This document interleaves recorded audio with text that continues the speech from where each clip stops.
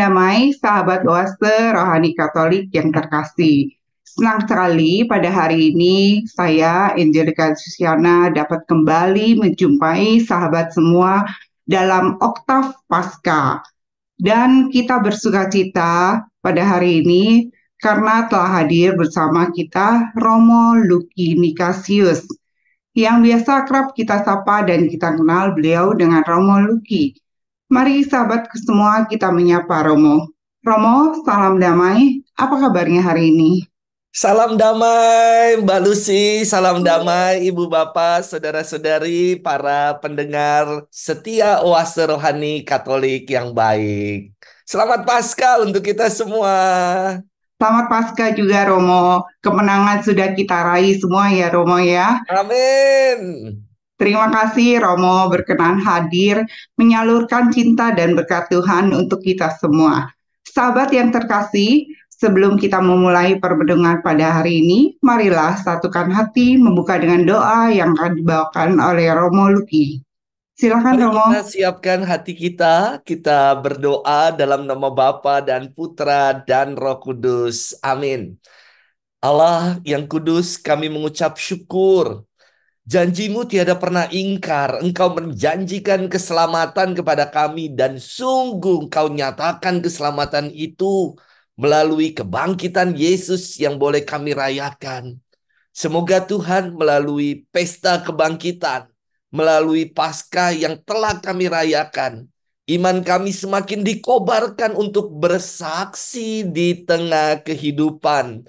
Kami nggak lagi malu, kami nggak lagi ragu dalam mewartakan karya kasih Tuhan kalau engkau sungguh-sungguh telah bangkit.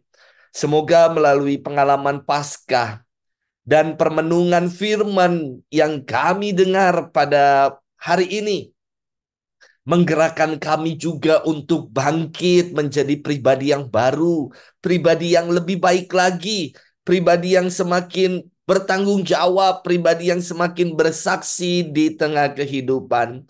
Biarlah firman-Mu bukan hanya kami dengar, tetapi juga kami amalkan dalam keseharian hidup kami. Demi Yesus Kristus Putra-Mu Tuhan dan pengantara kami, yang hidup bersama dengan Dikau, dalam persekutuan dengan Roh Kudus, Allah sepanjang segala masa. Amin. Amin. Nama Bapa dan Putra dan Roh Kudus. Amin. Amin. Antifon pembuka. Ya Tuhan, kami semua memuji kejayaan tangan-Mu, sebab kebijaksanaan telah membuka mulut orang bisu dan membuat kanak-kanak patah lidah. Haleluya. Sahabat oase rohani Katolik yang terkasih, bacaan liturgi pada hari ini, bacaan dari Kisah Para Rasul dan bacaan Injil Yesus Kristus dari Santo Lukas. Dan saya akan membaca bacaan pertama pada hari ini. Bacaan dari Kisah Para Rasul. Petrus dan Yohanes menyembuhkan seorang yang lumpuh. Ketika orang lumpuh yang disembuhkan itu tetap mengikuti Petrus dan Yohanes, seluruh orang banyak yang sangat keheranan datang mengerumuni mereka di serambi yang disebut Serambi Salomo. Petrus melihat orang banyak itu lalu berkata, "Hai orang Israel, mengapa kamu heran tentang kejadian itu? Dan mengapa kamu menatap kami seolah-olah kami membuat orang ini berjalan karena kuasa atau kesalehan kami sendiri? Allah Abraham, Ishak, dan Yakub, Allah nenek moyang kita, telah memuliakan hambanya, yaitu Yesus yang kamu serahkan dan kamu tolak di depan Pilatus. Walaupun Pilatus berpendapat bahwa ia harus dilepaskan, kamu telah menolak yang kudus dan benar, dan malah menghendaki seorang pembunuh sebagai hadiahmu. Demikianlah Yesus, pemimpin kepada hidup, telah kamu bunuh, tetapi Allah membangkitkan dia dari antara orang mati. Dan tentang hal itu, kami adalah saksi. Karena kepercayaan dalam nama Yesuslah, maka nama itu telah menguatkan orang yang kamu lihat dan kamu kenal ini. Kepercayaan itulah yang telah memberi kesembuhan kepada orang ini di depan kamu semua. Hai saudara-saudara, aku tahu bahwa kamu telah berbuat demikian karena ketidaktahuan, sama seperti pemimpinmu. Tetapi dengan jalan demikian, Allah telah menggenapi apa yang telah difirmankan dahulu dengan perantaraan nabi-nabinya, yaitu bahwa Mesias yang diutusnya harus menderita. Karena itu, sadarlah dan bertobatlah, supaya dosamu dihapuskan, agar Tuhan mendatangkan waktu kelegaan dan mengutus Yesus yang dari semula diuntukkan bagimu sebagai Kristus. Kristus itu harus tinggal di surga sampai waktu pemulihan segala sesuatu, seperti yang difirmankan Allah dengan perantaraan nabi-nabinya yang kudus di zaman dahulu. Bukankah telah dikatakan Musa, Tuhan Allah akan membangkitkan bagimu seorang nabi dari antara saudara-saudaramu, sama seperti aku. Dengarkanlah dia dalam segala sesuatu yang dikatakannya kepadamu. Dan akan terjadi bahwa semua orang yang tidak mendengarkan nabi itu akan dibasmi dari umat kita. Dan semua nabi yang pernah berbicara, mulai dari Samuel dan sesudah kita, dia telah berbuat nubuat tentang zaman ini. Kamulah yang mewarisi nubuat-nubuat itu dan mendapat bagian dalam perjanjian yang telah diadakan Allah nenek moyang kita ketika ia berfirman kepada Abraham, oleh keturunanmu semua bangsa di muka bumi ini akan diberkati. Dan bagimulah pertama-tama Allah membangkitkan hambanya dan mengutusnya kepada kamu, supaya ia memberkati kamu dengan memimpin kamu masing-masing kembali dari segala kejahatanmu. Demikianlah sabda Tuhan. Syukur kepada Allah. Mazmur tanggapan. Ya Tuhan, kami betapa mulianya namamu di bumi. Ya Tuhan, Ya kami Tuhan Allah betapa kami mulia namamu di di seluruh bumi. bumi. Ya Tuhan Allah kami, apakah manusia sehingga Engkau mengingatnya? Apakah anak manusia sehingga Engkau mengindahkannya? Ya Ya Tuhan Tuhan Allah kami, betapa betapa mulianya mulianya namamu di namamu. seluruh bumi. Kau ciptakan dia hampir secara dengan Allah. Kau mahkotai dengan kemuliaan dan semarak. Kau beri dia kuasa atas buatan tanganmu. Segala-galanya telah kau tundukkan di bawah kakinya. Ya Tuhan Dan Allah, kami kami betapa mulia namamu di seluruh bumi. Domba, sapi, dan ternaknya semua, hewan di padang dan marga satwa, burung di udara dan ikan di laut, dan semua yang melintasi arus lautan.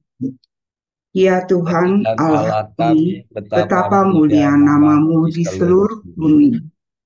Sahabat oase rohani Katolik yang terkasih, sekarang marilah kita mendengarkan bacaan Injil.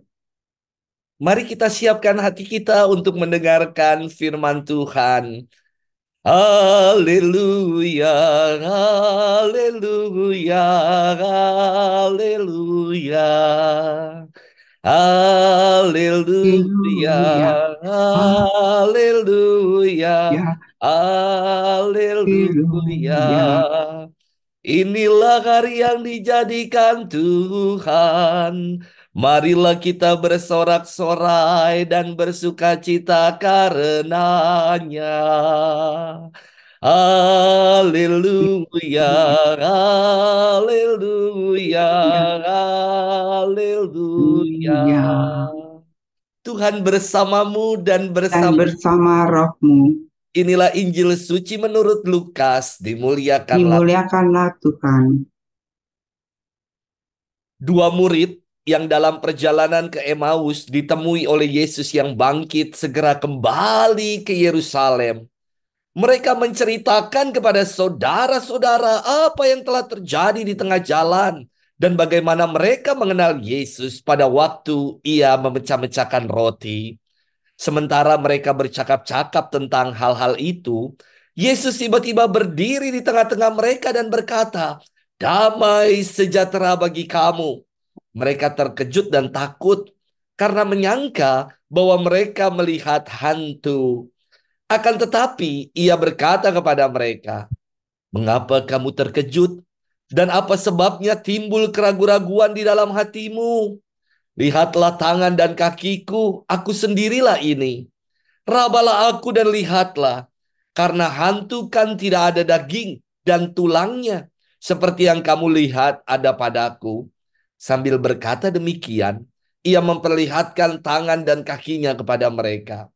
Dan ketika mereka belum juga percaya karena girang dan masih heran, berkatalah Yesus kepada mereka, "Adakah padamu makanan di sini?" Lalu mereka memberikan kepadanya sepotong ikan goreng. Ia mengambilnya dan memakannya di depan mata mereka. Yesus berkata kepada mereka, "Inilah perkataan yang telah kukatakan kepadamu ketika aku masih bersama-sama kamu, yakni bahwa harus digenapi semua yang ada tertulis tentang aku dalam kitab Taurat Musa, kitab Nabi-Nabi, dan kitab Mazmur." Lalu Yesus membuka pikiran mereka sehingga mereka mengerti kitab suci. Katanya kepada mereka, "Ada tertulis demikian, Mesias harus menderita dan bangkit dari antara orang mati pada hari yang ketiga.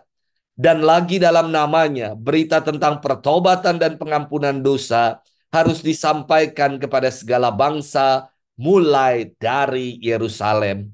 Kamu adalah saksi dari semuanya ini."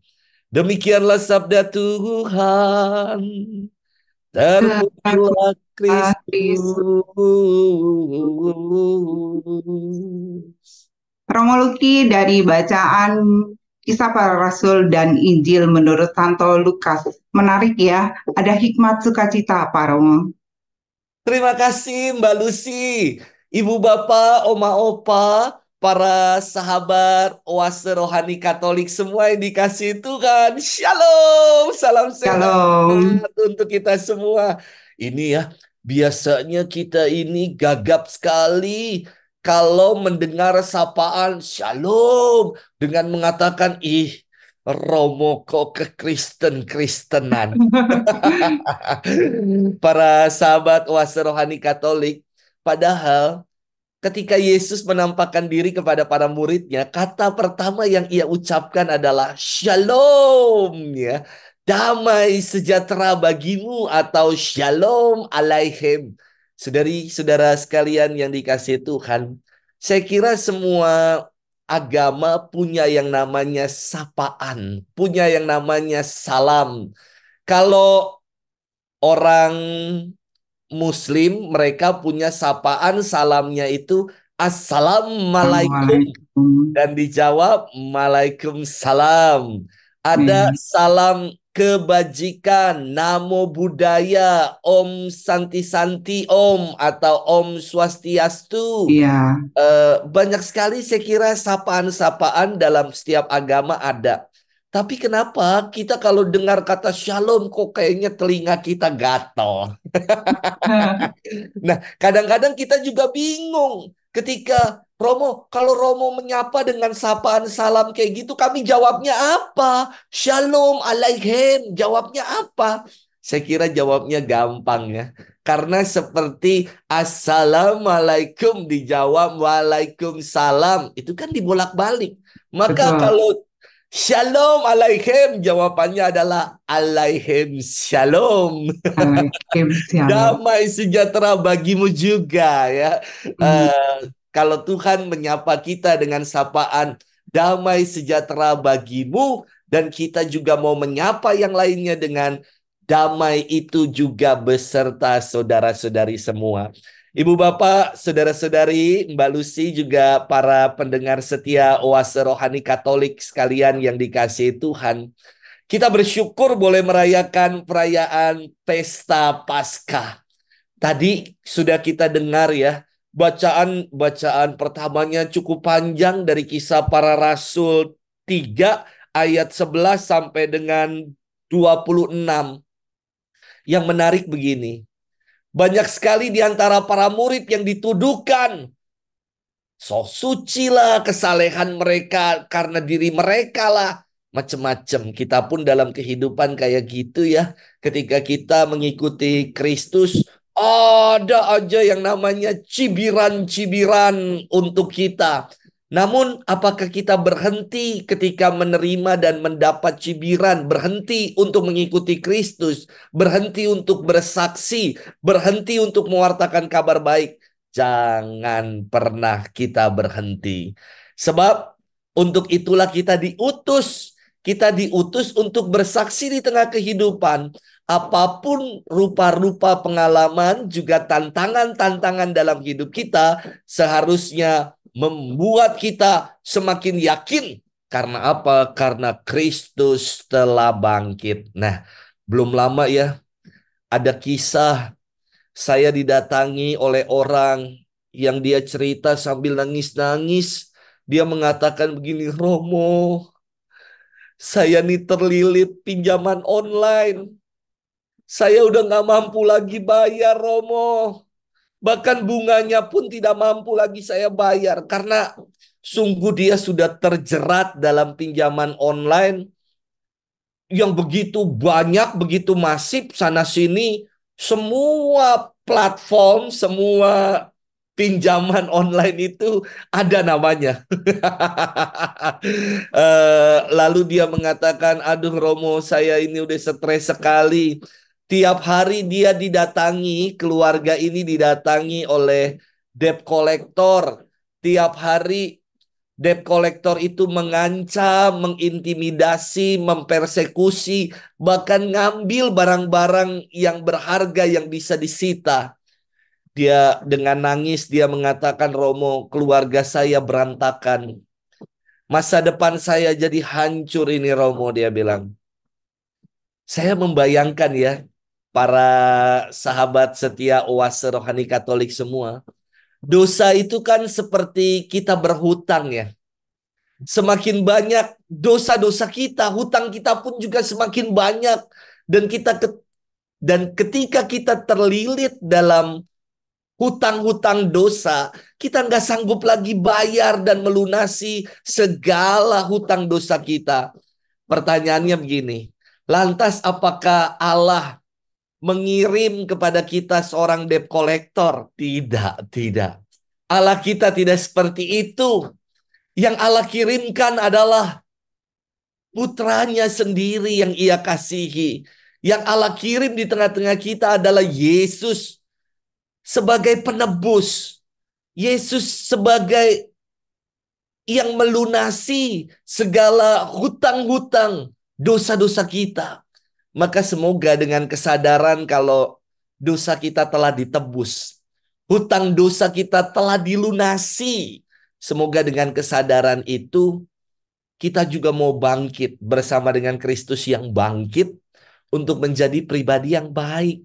Pribadi yang lebih baik lagi, pribadi yang semakin berkualitas, pribadi yang semakin bertanggung jawab, pribadi yang semakin bersaksi lagi di tengah kehidupan. Jadi orang Katolik jangan hanya sekedar KTP saja, Katolik tapi pasif, coba KTP.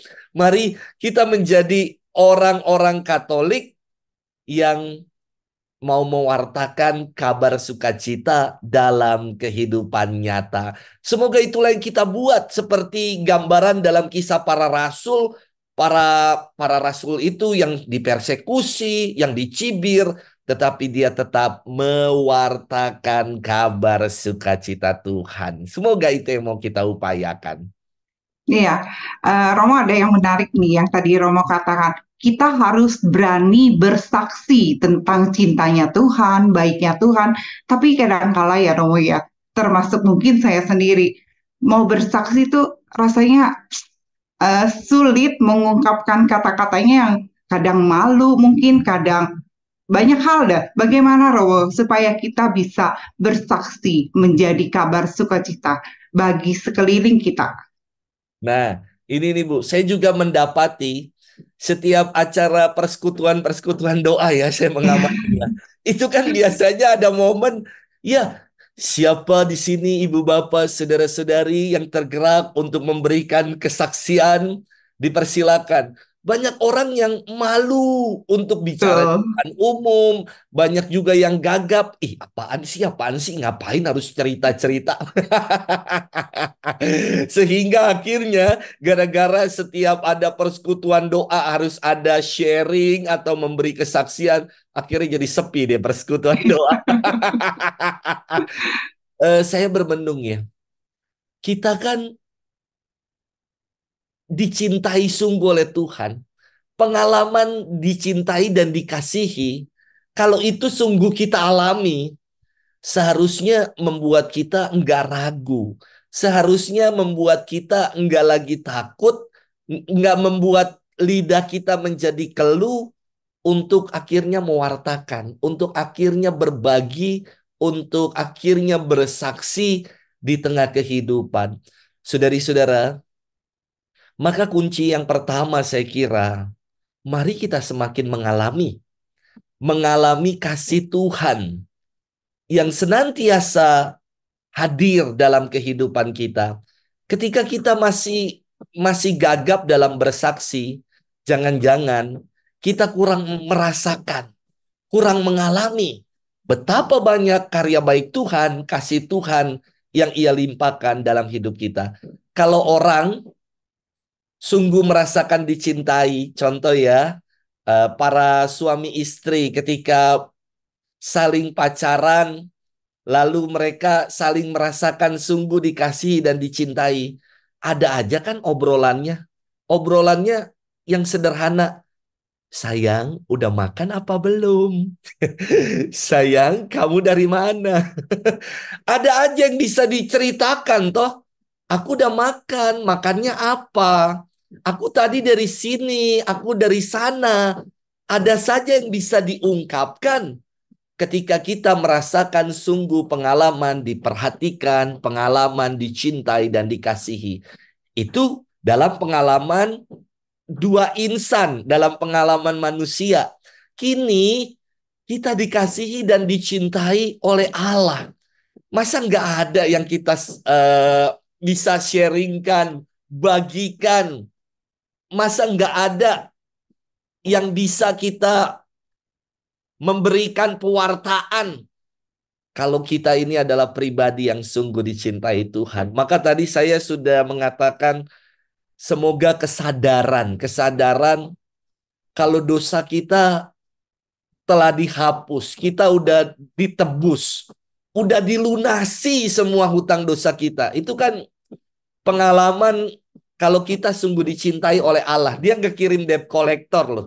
Tadi saya kisah yang nyata, orang yang terlilit hutang, keluarganya jadi berantakan, masa depannya jadi hancur, hidupnya senantiasa was-was, dikejar-kejar, dicari-cari sama debt collector. Allah kita nggak seperti itu. Melainkan ia mengaruniakan Yesus yang luar biasa untuk menebus, menghapus, dan melunasi hutang-hutang dosa kita. Semoga Ibu ya, ketika dengan kesadaran kita sungguh dicintai Tuhan, mulai dari saat ini kita nggak lagi ragu untuk bersaksi di tengah kehidupan. Dan yang namanya bersaksi bukan hanya sekedar bicara, saya kira. Bersaksi, kesaksian yang nyata ada dalam hidup kita sebagai orang beriman. Maka Betul. tadi saya bilang jangan jadi orang Katolik yang hanya sekedar KTP, Katolik tapi pasif. Jangan hanya kita menjadi bilang aku ini orang beriman, tetapi kita tidak berani meninggalkan zona nyaman kita. Kita hanya diam Iya. di rumah saja. Ada bukber nih, kita nggak mau ikut. Ada bakti sosial nih, kita malah berpangku tangan dan tidak mau tahu. Itu bukan kesaksian. Kesaksian iman kita adalah untuk terlibat, untuk hadir. Kalau dalam bahasa Keuskupan Agung Jakarta yang menjadi tagline kita kan istimewa ya. Kesaksian kita adalah untuk semakin peduli, Peduli. semakin bersaksi, juga semakin mengasihi. Maka ya semoga itu yang mau kita upayakan sebagai orang beriman. Enggak lagi ragu untuk mewartakan, untuk bersaksi di tengah kehidupan. Iya, ini menarik sekali ya Romo ya, tapi kita akan jeda sesaat dahulu ya Romo. Sahabat Oase Rohani Katolik yang terkasih, kita akan merenungkan sesaat apa yang sudah disampaikan oleh Romo Luki. Dan kita akan kembali pada pembicaraan sesi kedua.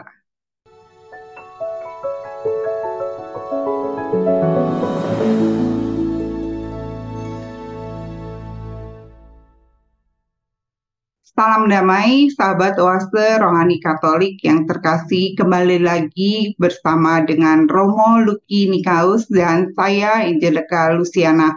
Anda masih menyimak Oase Rohani Katolik. Romo Luki, kita kembali lagi di perbincangan rohani sesi kedua. Tadi Romo katakan untuk kita lebih berani bersaksi. Harus dari hal-hal yang sederhana ya Romo ya. Dan iman kita pun harus membuahkan kebajikan-kebajikan. Kalau dari bacaan Injil pada hari ini, ada hikmat dan sukacita Pak Romo. Ya, Ibu Bapak, saudari-saudara, sahabat setia Oase Rohani Katolik semua yang dikasihi Tuhan. Firman Tuhan dalam bacaan Injil buat saya istimewa ya. Saya bersyukur sekali kalau ada sangkaan yang mengatakan, sangkaan atau praduga yang mengatakan orang Katolik itu tidak akrab dengan kitab suci. Kata siapa?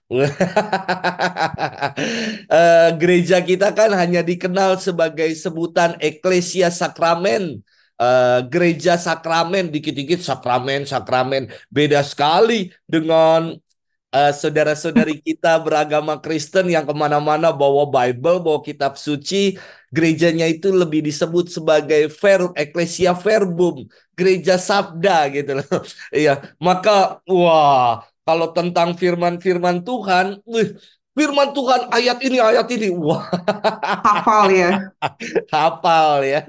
Saudari-saudara sekalian yang dikasih Tuhan, saya kira dugaan atau sangkaan yang mengatakan bahwa gereja Katolik mengambil jarak terhadap kitab suci tidak benar. Sebab apa? Termasuk yang kita buat hari ini sesuatu yang istimewa. Kita bersama-sama mau bermenung menjadikan firman sebagai oase. Oase itu kan yang memberikan kesegaran untuk dahaga iman kita. Banyak sekali saya kira bermunculan komunitas-komunitas yang mencintai kitab suci. Ada yang namanya komunitas Emmaus Journey ya. Ya, Seperti pengalaman dua orang murid Emmaus yang mendapati pengalaman penampakan Yesus.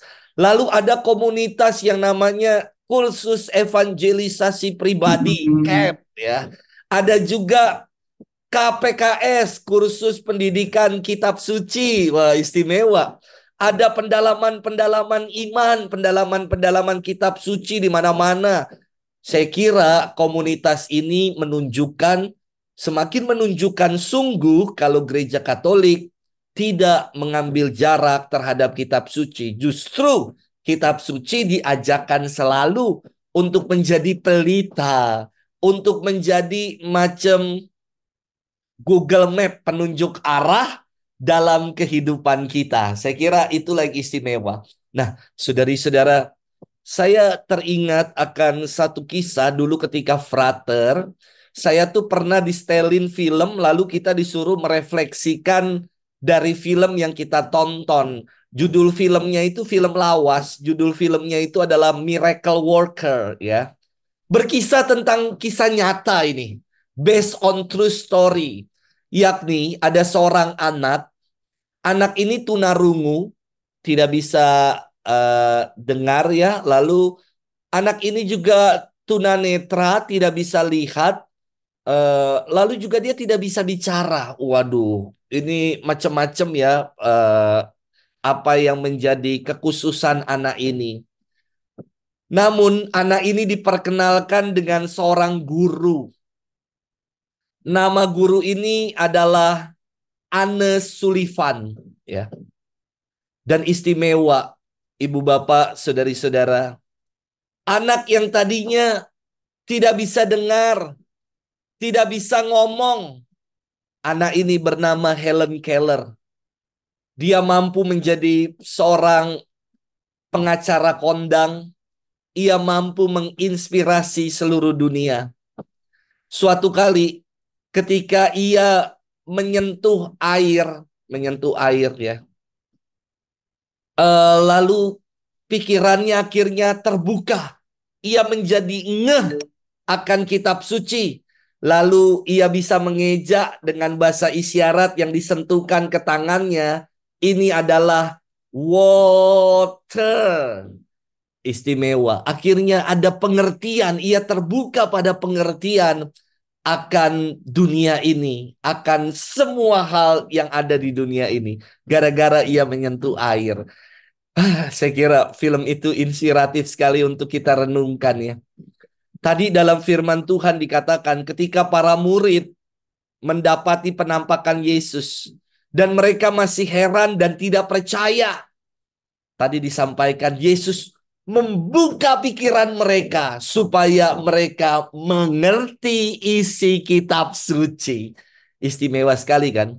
Seperti tadi yang saya ceritakan, Helen Keller dibuka pikirannya, cakrawalanya supaya ia mendapat pengertian. Maka saya kira oase rohani ini adalah salah satu saya kira salah satu cara untuk kita semakin terbuka hati kita, diri kita semakin terbuka untuk meresapkan sabda Tuhan, dan orang yang sudah terbuka akan pengertian, terbuka akan firman Tuhan, hidupnya pasti akan diubah untuk menjadi pribadi yang lebih baik, untuk menjadi pribadi yang semakin lebih bermutu lagi. Saya mendengar ya ibu bapak saudara-saudari, testimoni, kesaksian-kesaksian dari orang-orang yang ikut EJ, ikut CAP, itu kebanyakan jajaran pelayan-pelayan yang ada di gereja, yang menjadi dewan paroki harian, yang menjadi dewan paroki pleno, seksi ini dan itu, mau jadi prodiakon, ketua lingkungan, biasanya adalah jebolan atau lulusan dari komunitas yang mencintai kitab suci, komunitas yang baca firman. Betul. Kalau kalau nggak baca firman, biasanya pelayanan itu apa sih pelayanan? Gua nggak dapat apa-apa, malah diomongin orang. Tetapi kalau orang yang eh, berkomunitas, orang yang sudah mencintai dekat dengan kitab suci, biasanya hidupnya diubah. Saya banyak mendengar testimoni ini ya. Dulu sebelum dekat dengan firman, sebelum ikut AJ, sebelum ikut CAP dan lain-lain itu, orang ini tadinya pribadi yang temperamen, pribadi yang pemarah. Wah, mudah sekali marah. Lagi naik mobil, tiba-tiba ngelihat, ada dia disalib atau ada sesuatu yang bagaimana gitu ya, nggak beres, dia langsung buka kaca marah-marah, langsung mengucapkan kata-kata taman safari. Wah elah. Tetapi ketika ia sudah dekat dengan firman, udah ikut komunitas yang tadi saya sebutkan, hidupnya diubah. Dari yang pemarah kini menjadi lebih sabar. Ya. Ada juga saya pernah mendengar testimoni dari keluarga yang hampir berantakan dan terancam perceraian terjadi. Kini setelah dekat dengan firman Tuhan, keluarga ini mengalami rekonsiliasi, mengalami pendamaian. Puji Tuhan. Istimewa sekali ya. Tadi kan firman menjadi arah, penunjuk arah. Firman menjadi kompas, menjadi macam Google Map bagi kita untuk melangkah. Firman menjadi pelita yang menerangi langkah hidup kita. Maka buat saya istimewa. Ada juga kesaksian yang mengatakan dulu dia punya luka batin. Waduh, luka batin yang amat dalam. Tetapi ketika dia mendekat dengan Tuhan hidupnya, kini luka batin itu dipulihkan, disembuhkan. Maka tidak heran saya kira. Orang-orang yang sungguh telah dekat dengan sabda Tuhan, akhirnya mau memberikan diri dalam karya pelayanan. Karena nggak pernah ada ungkapan syukur. Kan pernah ada stikernya tuh ya di Kuskupan Agung Jakarta. Tiada syukur tanpa peduli. Wah, tapi saya juga mau tambahkan. Tiada syukur tanpa peduli. Dan tiada syukur tanpa bersaksi. Ya, kesaksian yang paling nyata sebagai ungkapan syukur adalah melalui karya pelayanan. Ambil bagian dalam kehidupan menggereja, apapun itu. Dari hal yang sederhana saja. Jadi petugas kolektan. Kita udah ambil bagian dalam karya pelayanan gereja. Jadi petugas penyambut umat atau usher gitu ya. Itu kita udah ambil bagian. Ikut kur. Bernyanyi dengan penuh sukacita. Mewartakan sukacita Tuhan dengan bernyanyi. Maka ada yang mengatakan kan bene cantat bis orat. Bernyanyi adalah berdoa 2 kali. Jadi itu semua hal-hal yang sederhana bisa kita buat untuk mengungkapkan syukur kita. Tiada syukur tanpa peduli dan tiada syukur tanpa melayani. Kita mau bersaksi, ambil bagian dalam karya pelayanan menggereja. Tadi saya kira dalam firman Tuhan, dalam bacaan Injil yang kita boleh resapkan dan renungkan istimewa. Murid-murid, 2 murid, ya Kleopas dan satunya itu nggak disebut namanya siapa, dalam perjalanan menuju ke Emmaus. Dia akan menerima penampakan Yesus. Mereka hopeless. Ngapain juga aku tinggal di Yerusalem? Hanya mengingatkan aku akan kesedihan. Kalau guruku telah wafat, kalau guruku telah mati, ngapain aku harus tinggal di sini di Yerusalem? Hanya akan mengingatkan kepedihan-kepedihan itu. Lebih baik aku pulang kampung katanya. Ya. Maka dalam perjalanan mereka pulang kampung, mereka mendapati Yesus yang menampakkan diri kepada mereka. Tapi mereka tidak mampu mengenali itu Yesus karena mata mereka terhalang dengan kekecewaan, kesedihan. Mata mereka tertutup mengenali Yesus karena mereka terhalang dengan macam-macam pergumulan hidup. Saudari-saudara, jangan-jangan mata hati kita, diri kita juga tertutup loh akan kehadiran Yesus. Ketika dalam hidup ini kita hanya menggerutu, kita hanya melihat pengalaman-pengalaman kekecewaan, pengalaman kemalangan, kesedihan dan kegagalan. Kerap mata kita dan hati kita tertutup dan tidak merasakan dan tidak mengalami Tuhan dalam hidup. Padahal Tuhan berjalan bersama dengan kita. Seperti ia menemani 2 murid menuju ke kampung Emmaus. Akhirnya Ini yang istimewa lagi nih. Setelah Yesus memecah-mecahkan roti, mereka baru, wah, Terbuka pikirannya. terbuka betul sekali Ibu, bahwa itulah Yesus. Tetapi Yesus dikatakan telah hilang di tengah-tengah dari tengah-tengah mereka. Maka ini istimewa nih. Jangan lupa Ekaristi. Kalau kita mau merasakan kehadiran Tuhan, merasakan hadirat Tuhan dalam hidup kita, Ekaristi, ucapan syukur kita yang nyata ketika kita juga ambil bagian dalam perayaan Ekaristi. Saudari, saudara sekalian yang dikasihi Tuhan, apa yang para murid buat ketika dia mengalami penampakan Tuhan? Mereka comeback, kembali, balik ke Yerusalem. Nggak jadi mereka pulang kampung. Mereka kembali ke Yerusalem untuk memberitakan berita kebangkitan Tuhan. Wah, ini istimewa. Makna kembali ke Yerusalem, saya kira baik untuk kita renungkan. Mereka mau kembali ke pusat tempat Yesus tadi wafat. Mereka mau kembali ke Yerusalem untuk memulai seperti yang tadi dalam firman Tuhan di akhir dikatakan, berita pertobatan harus disampaikan kepada segala bangsa mulai dari Yerusalem. Kamu adalah saksi dari semuanya ini. Mereka kembali untuk memberitakan berita pertobatan, berita Yesus yang sungguh bangkit dan menampakkan diri kepada mereka. Dan mengajak para murid untuk jangan lupa bersaksi di tengah kehidupan. Saya kira hal yang sama ingin diajarkan Yesus kepada kita semua. Kita mau kembali ke Yerusalem, artinya kembali ke track yang benar. Ketika para murid yang tadi uh, desperado, jahelah, putus harapan, mereka pulang kampung, mereka berjalan di luar track. Maka kembali ke Yerusalem adalah kembali pada tracknya. Back on track. Kembali pada jalan yang benar. Kita pun diajak sebagai pengikut Tuhan untuk kembali pada jalan Tuhan. Jalan yang lurus. Maka buat saya perayaan Paskah, intinya ya perayaan Paskah itu buat saya, mari kita perbaharui hidup kita.